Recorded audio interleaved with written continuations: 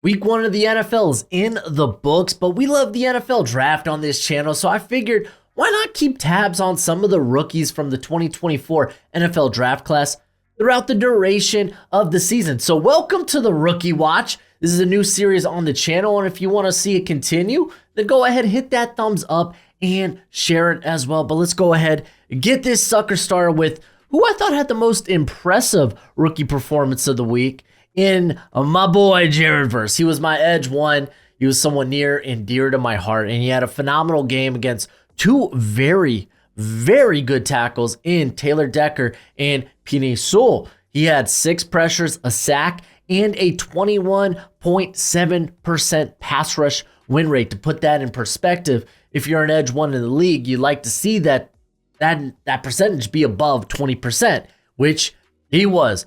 But he had the second highest pass rush win rate of any of the rookies this past weekend. You'd be like, well, then who was number one? Who? It was Chop Robinson. Fins up, baby. Fins up. I'm a Dolphins fan.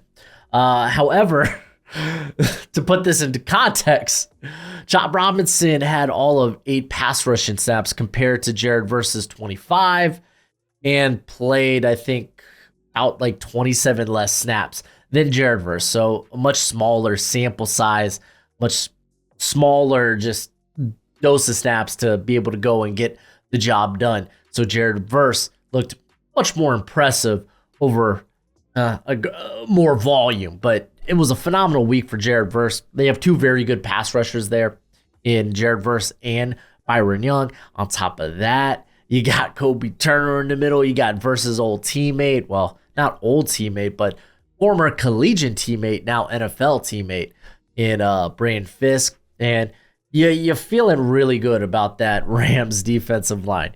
You truly, truly are. But let's go ahead and jump to the next cat I have on this list, being Calen Bullock, the safety for the Houston Texans.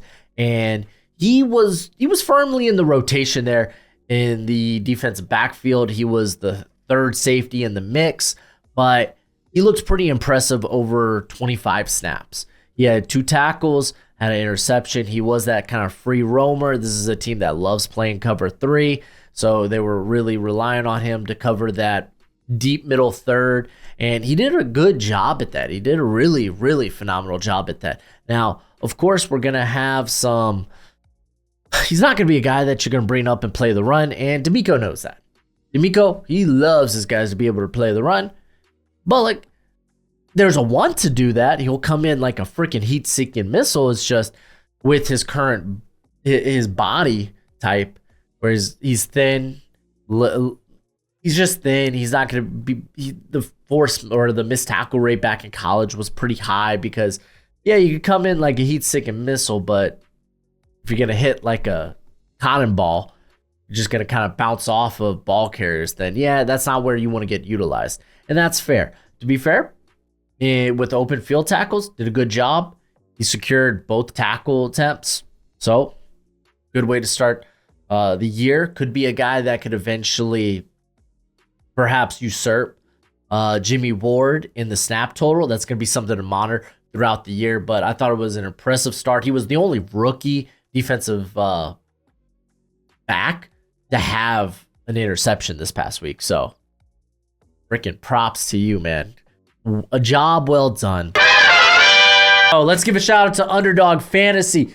Thank you for being the sponsor for today. When you sign up using promo code Broshmo, they will match your first deposit up to $250. Listen, guys, the football season's back, and Underdog Fantasy has you covered with a variety of different specials. Let's take a look at a few of the options we could go with for Thursday Night Football, because it's my Dolphins, fins up, taking on the Buffalo Bills.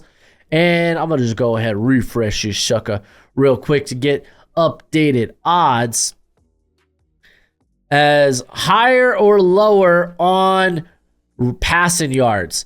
Listen, fun fact, if you didn't know, there wasn't a lot of passing in week 1 of the NFL. The league average for passing yards was 200. So I'm willing to go lower on Josh Allen Tua, though, I feel like he's going to have to pass to stay in this game. Maybe I don't touch that one. Instead, let's take a look at these props with like Jalen Waddle, Tyreek Hill. 63.5 yards. I think that I like that. I'm going to go higher with Waddle. I'm not going to touch Tyreek Hill's, though. I mean, honestly, 99 yards. You could probably do that in 2 catches. Let's look at... Oh, I don't know, man. Like, this is wild because, like, the wide receiver room is just kind of nutty for the Bills, that I feel like they're going to spread the wealth a lot. So it's like where do you want to go with that? Like, yeah, I mean, that's kind of tough. Maybe I feel better just maybe going with extra points made, field goals made. I didn't see any Russian props for the Dolphins, so maybe I'm just gonna stick. Maybe I'm just gonna stick with that. You know what? Screw it. I'm a Dolphins fan. We're gonna go higher on passing yards for Tua, and you could go ahead if you think you know. Hey, I got my finger on the pulse. I can hit a few of these player props. Then go ahead, check out Underdog Fantasy, and if you do sign up, use promo code Broshmo, and they will match your first deposit up to $250. But as always, bet responsibly, bet within your means. But with the good does come the bad. So let's talk about the quarterbacks. Let's start with Caleb Williams. Now, not an ideal game. Threw for under 100 yards. Had 15 rushing yards. Bears still got the win, though. Bears still got the win thanks to a pick six and a blocked punt returned for a touchdown. Caleb Williams did get a 2-point conversion, so hey, hats off to you, bud. But it wasn't an impressive performance. He had a adjusted completion percentage of 62.5%, which that takes away drops, it takes away spikes, throwaways, so you get like the truest sense of how accurate is the quarterback being. And he had a lot of easy misses. He really did. Like, we could take a look at his, just how he was on passes underneath, and he wasn't nearly as accurate as Jayden Daniels or Bo Nix in that regard. It's just facts. Sorry, don't mean to hurt anyone's feelings. And also when it came to, when it came to like the quick throws, because that's kind of what the Bears were employing. They were doing a very RPO heavy or just a quick game, and then allowed him to take shots downfield here and there. He was, he was the least accurate. Well, that's not fair. I mean, him and Jayden Daniels were neck and neck when it came to when they did get the ball out quickly. How accurate were they? We get the ball out quickly. You had Caleb Williams at 73.7%. You had Jayden Daniels at 72.2%. So, I mean, that's a fine number. That's a fine number. That's not bad. But like I said, there were a lot of easy misses when it came to the ball game. When he did have to extend the play or hold on the ball a little bit longer, he wasn't particularly good. That was something kind of we saw in his last year at USC, where he would put the ball in harm's way. He would hold on to the ball for far too long. He would, and it was just like, okay, bro, you need to work a little bit more within the structure. And I mean, he was 1 of 8 on times where he held the ball longer than 2.5 seconds. So not exactly ideal, but to be fair, it's not like Bo Nix, a guy who's typically really good at the decision making. And I feel like we're going to talk about Bo Nix next, so I kind of want to save that for there. But I'm not here to crap on Caleb Williams. It's his first start. These rookies, I anticipate to get better over the course of the season. None of them were good under pressure. None of them were. It is what it is, and I do expect Caleb Williams to get better as the year goes on. But and I mean, to be fair, Titans defense was kind of, Titans defense seems kind of scary, along with the Bears. But I'm not here to talk about their defenses. I'm here to talk about Caleb Williams. So not exactly, like, I guess getting the win, promising start there in terms of the actual play. Like, you're going to kind of hope for a little bit better. Now, let's talk about Bo Nix, or as I've seen the internet call him, Bo Picks. Because the man did have, 2 interceptions? Yeah, it was kind of woof. And they were bad interceptions. They were like thrown directly to defenders. And it's not like he was inaccurate with the ball, because 2 of the biggest things that why some people may have liked Bo Nix going into the 2024 draft was he didn't put the ball in harm's way, good decision maker, and very accurate, very good at putting the ball where his playmaker can make a play after the catch. The pinpoint accuracy was there. It's just the decision making wasn't. He looked more like when he first showed up at Oregon back in 2022 and he took on Georgia. It was more of that. And it was more so when he would have to go past his first and even second read, where you could see a little discomfort there. So, I mean, hey, these rookies, they're not going to be good right off the bat. They're rookies. It's fair to expect some struggles. But when he did have to come off of his first option or go through his progressions, you saw him wanting to hold on to the ball a little bit longer. And then when he was really forced to have to make a play, he would put the ball in harm's way. He was probably the worst quarterback under pressure, if I had to say. But to be fair, he was also the quarterback under the most pressure. He was under pressure on 22 of his dropbacks. That's 43.1% compared to Jayden Daniels, 35%.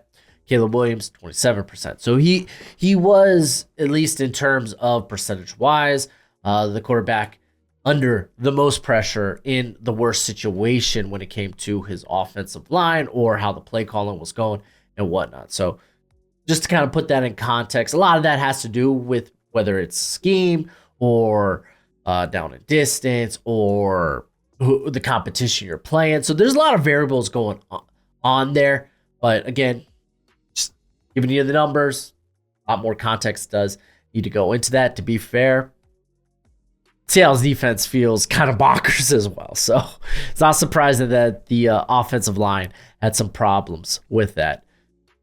When it came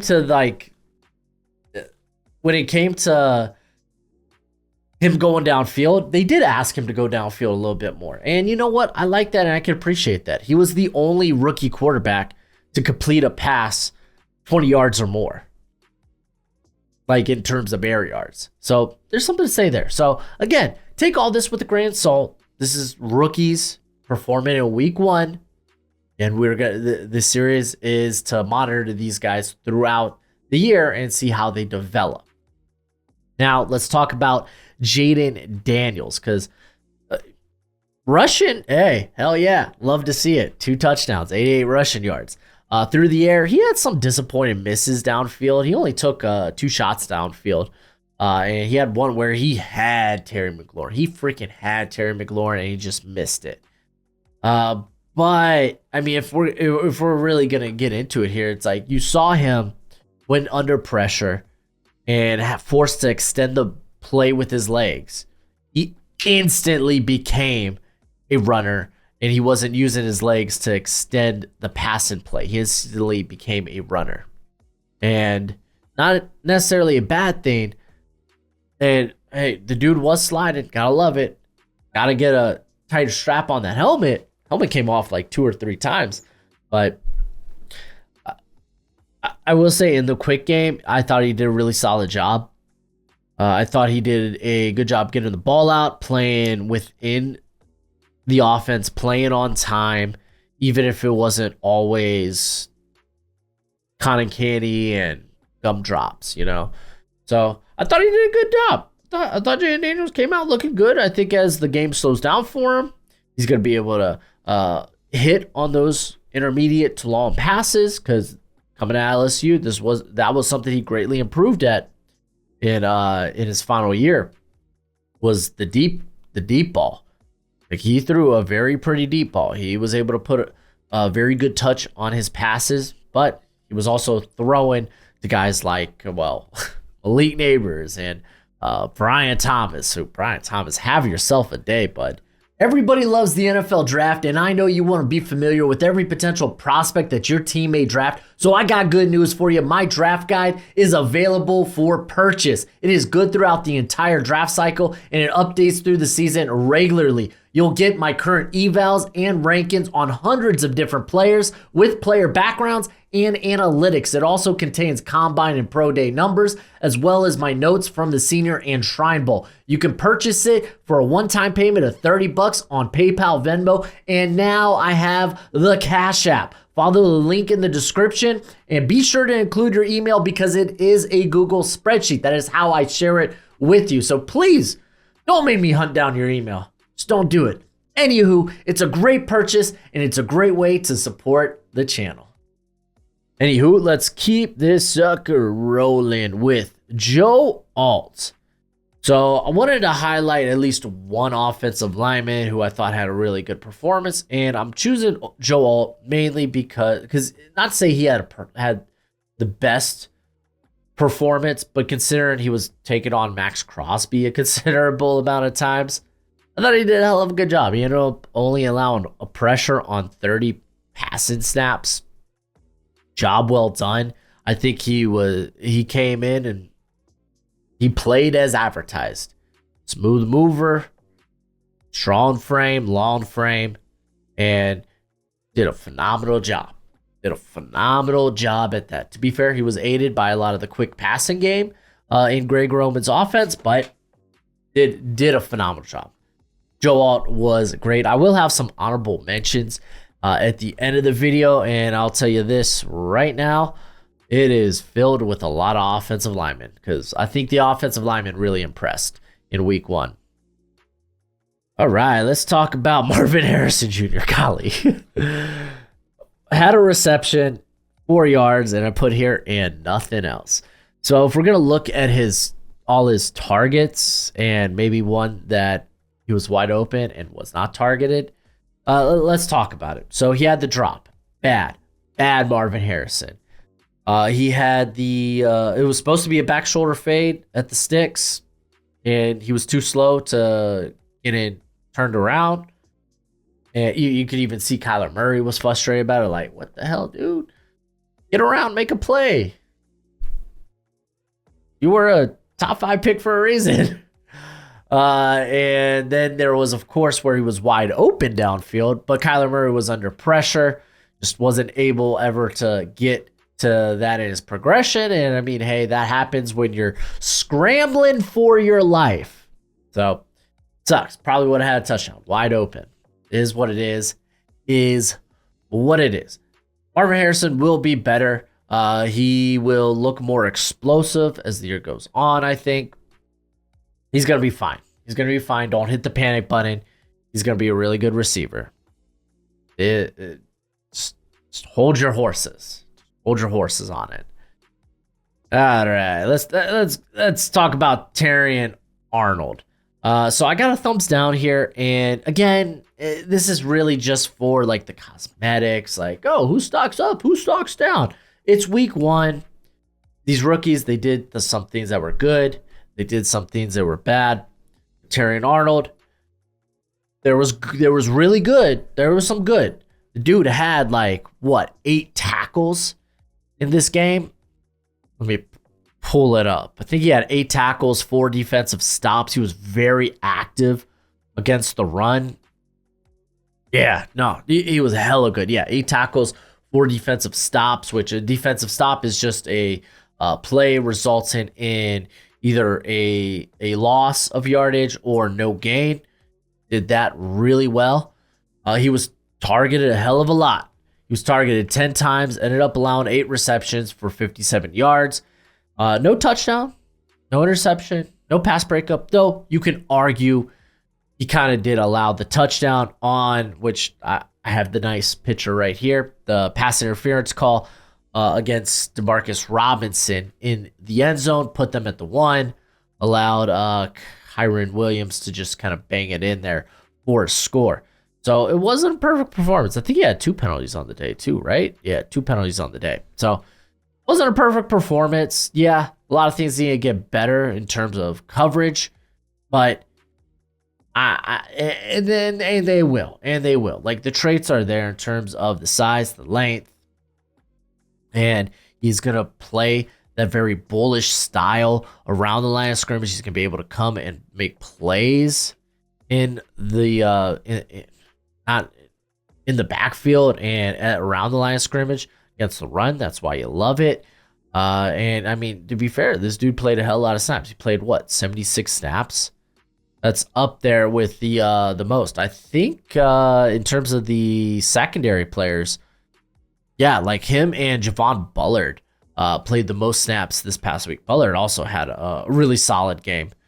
Again, not perfect, but he had a very solid game for the Packers. I thought he came up, played the run well, and he was very good in zone coverage. There were some struggles in man coverage, particularly when playing out of the slot. I think that's where he was beat majority of the time, was in the slot. But regardless, we're not here to talk about Bullard. But yeah, Arnold, better days lay ahead. I think it was a promising performance in terms of just, yeah, he plays it with that grit and that mean demeanor. He's a guy that's willing to be physical during the route.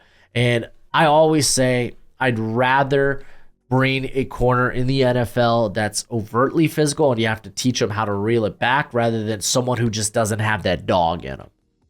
Terrion Arnold got that dog in him. Keep rolling. As next, I got J.C. Latham. Ended up having a rough week in the passing game. That left side of the Titans defensive or offensive line, along with Peter Skoronski, had a bit of a rough day against not even just Montez Sweat or Gervin Dexter, but I think even DeMarcus Walker had a solid day for the Bears there. And where J.C. Latham was beat was inside. Well, kind of. It was him trying to anticipate pressure inside. So he would go to his kick slide, and whether this might be a depth issue on his part, maybe he's taking too much depth in his kick slide, or he just doesn't have the feet to be able to go and anticipate the rush from the inside, and doesn't have like quick enough feet to be able to get out and play the outside, play a Montez Sweat or a Walker, be able to get back out there and stop them. So could be one of two things there. It could just be too big on the kick slide, or could be, okay, maybe the feet aren't fast enough here. In the run game, he was phenomenal. And that's kind of that's a big reason why he was drafted by the Titans here. I almost called him the Bengals because, I mean, you bring over Callahan, where there was Zach Taylor. They moved from a wide zone to a more man and gap heavy blocking scheme, and they wanted those big boys that could go and bury defenders in the run game, and Latham was that. Certainly was that. He was really good in the run game, but there does need to be some things worked on in the passing game. So again, not out on it. I mean, to be fair, like we could take perhaps you could take a similar performance, at least as a pass protector, with like Tyler Guyton, who had to go up against freaking Myles Garrett. And did it look perfect? No. He had to get bailed out a ton by his running back. But more importantly, it's like, okay, but you saw some wins there for him. And that was encouraging. I mean, to be fair, Tyler Guyton had a better win rate when it came to having to face off against Myles Garrett compared to J.C. Latham here. So just throwing that out there. I think in terms of win rate, among all offensive line players, Latham had the third worst at 91.9%. Again, that's kind of the thing with with this. Like, it only takes getting beat a couple of times to be like, oh man, is this guy even good? Despite them playing really well 90% of their passing snaps. So that's just kind of the level the NFL like really wants you to play at. The other two guys behind him that had worse days were Layden Robinson of the Patriots, starting at guard there, and Roger Rosengarten, who was kind of rotated in there at right tackle for the Ravens. Rosengarten was the only guy with a sub 90% win total. So just throwing people under the bus as I go here. Just throwing people under the bus. Move on to Xavier Worthy. Hell yeah, man. He had himself a freaking day. He truly did. He ended up going for 2 receptions for 47 yards and a tutty. To be fair, the tutty was on a busted coverage. Kind of is what it is. But he also had his first career touchdown came on a wide receiver like end around, where he got the angle on the linebacker, turned on the Jets, and no one caught him. Ran in for a 21-yard Russian TD. He brought the speed. You saw the speed. And he just brings that ability to be able to stretch the field vertically, which literally made the middle of that Ravens defense that were guarding the short to intermediate just squishy. Like, Rashee Rice had himself a freaking day. In large part of Xavier Worthy was able to stretch the field vertically. Even if it was just to pull defenders away. He did an effective job at that, being able to open it up for your Rashee Rices, your Travis Kelce's, and whatnot. So, like, Worthy is going to be a deadly threat, and it's going to be just a constant joke that, hey, Bills, how did you let the Chiefs have him? What the hell? What the hell? But I want to end this by giving out some of my honorable mentions. I'm not really going to, like, talk about some of these guys in depth. I just want to highlight some guys who I thought had, some of the rookies who I thought had really good performances and just not going to have time to really get to them here. Brian Thomas, I kind of referenced him early in the video, had that nutty catch for a touchdown. To be fair, honestly, better throw by Trevor Lawrence, but he looks like he's going to be a problem for defenses, and you love that for Trevor Lawrence. Should also give a shout out to Keon Coleman. Had himself a day, had a big catch on a deep ball from Josh Allen, where he just basically, hey, I'm going to box the defender out and I'm going to go up and get it. And he did. Brock Bowers had a phenomenal day for the Raiders there at tight end. Like I said, the offensive line had a really good day in general. Talinisa Fuanga, to be fair, facing the Panthers, wasn't like the stiffest competition in terms of edge rush. Trevor Penning, for goodness sake, had a good day. But maybe it's going to be the Trevor turnaround. Maybe we're getting the Trevor Penning comeback story. Who knows? But Fuaga had a good day. Dominic Pooney freaking dominated. Loved it. He was a big part of why the running game like worked so well. Because I've been saying it. I'm not the biggest Aaron Banks guy. Didn't love him. I didn't think Spencer Burford looked really good at any point last season. I mean, so much so that Feliciano ended up taking his job. Pooney ends up getting the start. Don't know if that's because I think Feliciano's on the IR. I can't remember off the top of my head. Or if Pooney just beat him out. Let me know in the comment section below. I don't have all the answers. So, hey, let me get your help there on that one. But Pooney looked phenomenal. Cooper Beebe also looked really good.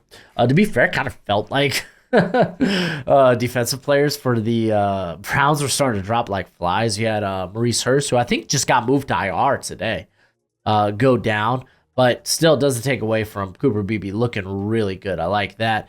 Devondre Sweat, I wish I had time to talk about him on my list.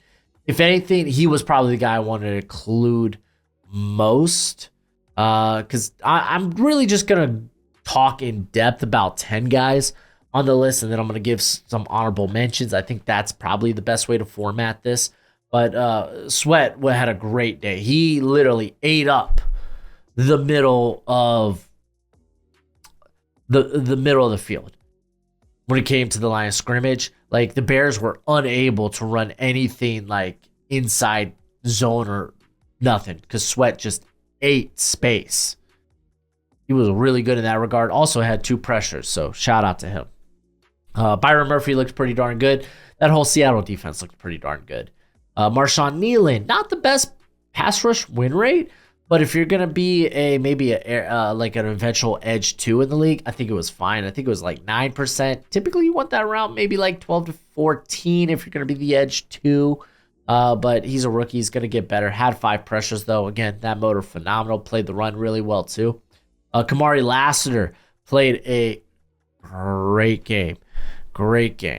Against the Colts. Ended up only allowing, let me pull it up here, 8 yards. And that's saying something since, well, Anthony Richardson was only, his completions were all bombs for the most part. So Lassiter did a good job, man. And there was a lot of worries about him after how he tested out at the Combine / Pro Day. I think he ran as Pro Day. He didn't run the Combine. Not sure. Again, draft season feels so long ago. So there were concerns, and we knew he wasn't a burner, but we thought, at least I thought, he was still a relatively smooth player on the field and a very good technician, and that's honestly showed up. Quinion Mitchell may have gave up quite a bit of yards, but he was feisty. He was aggressive, had 2 pass breakups, looked really solid in that regard. Also got very active as a tackler, 5 tackles, so love to see it. There wasn't a lot of yak. Like, if you were going to catch the ball on him, then you were going down. And Javon Bullard, I kind of talked a little bit about him. I think when we were talking about Terrion Arnold, but Bullard looked really good. Not a perfect performance, but something that was very, very encouraging. But hey, I'm not going to get to everybody. I'm not going to be able to talk about every rookie in the NFL. So let me know, who are some of your favorite performances in week 1, or maybe some of the performances that were a little bit less ideal from this rookie class. That's it for the video. I got draft content on the channel if you want to go ahead and check that out. I do a stock report for college prospects. So if you're looking for names to put on your watch list that, hey, when it comes around draft time, you're going to know a lot of players. You're going to know every player that your team drafts. Check out that. It's a fun video. I like doing it. But as always, until next time, you be easy, my friends. Later.